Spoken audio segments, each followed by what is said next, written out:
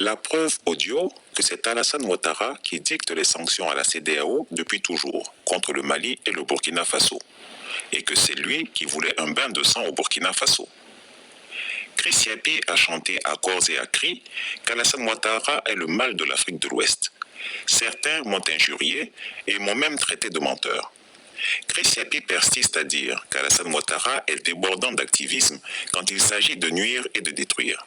C'est un sanguinaire sans pitié. Je vous ai déjà dit, dans une de mes précédentes enquêtes, qu'il avait avec force dit à Roch Kaboré d'imposer un couvre-feu, d'engager les hostilités contre les mutins et de les décapiter à la faveur de la nuit.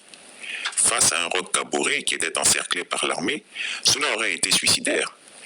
Mais malgré cela, Alassane Ouattara voulait coûte que coûte qu'il résiste, même sans capacité de le faire. Comme on dit en français ivoirien, Dieu connaît bagage qui est lourd. La sagesse de Roch Kaboré, qui pour une fois a refusé d'obéir à Alassane Ouattara face à la mort, a été salutaire. Sinon, le Burkina Faso serait à l'heure actuelle plongé dans une guerre sans fin. L'audio que vous allez entendre est celui de la visioconférence des chefs d'État de la CEDEAO de ce vendredi 28 janvier 2022. Écoutez le témoignage d'Alassane Ouattara lui-même, qui s'est opposé à la démission de Roch Kaboré comme s'il était un citoyen du Burkina Faso ou encore l'empereur de la CEDEAO. Il a voulu inconsciemment faire assassiner le président déchu en lui faisant croire ou entrevoir qu'une mobilisation des chefs d'État de la CEDEAO pouvait encore le sauver et sauver son fauteuil présidentiel, là où Roch Kaboré était encerclé et ne pouvait faire face à la puissance de feu de la junte militaire. Mais il faut comprendre la psychologie d'Alassane Ouattara.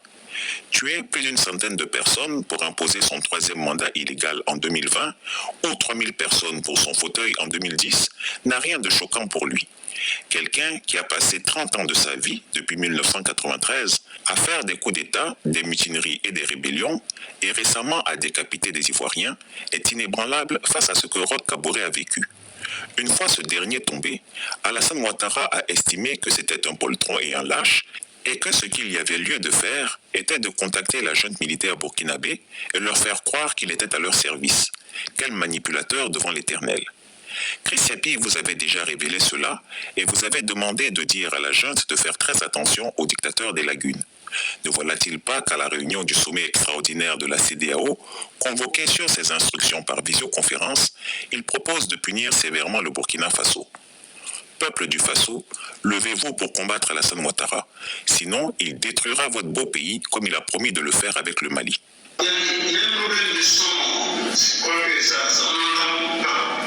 Mais ça se trouve tout seul, je ne sais pas pourquoi. Non, le problème, on vous attend, monsieur le président Ouattara. Attendez, d'accord, je continue alors.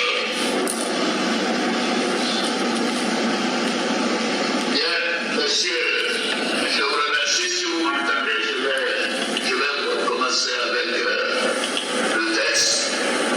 Chers frères, je voudrais vous réitérer mes remerciements en